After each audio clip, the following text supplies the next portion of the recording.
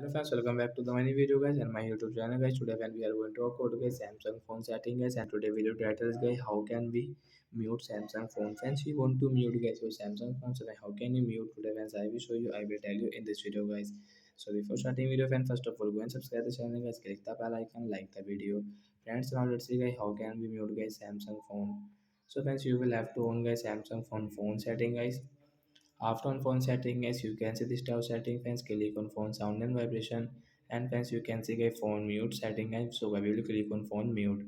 So once you can see a temporary mute guys, you can on and off from here, and once you can see mute for 1 hour, 2 or 3 hour custom guys, you can set from here.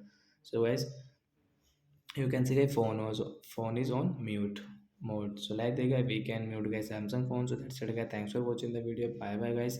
I hope friends understood how to mute Samsung mobile. So thanks for watching the video guys.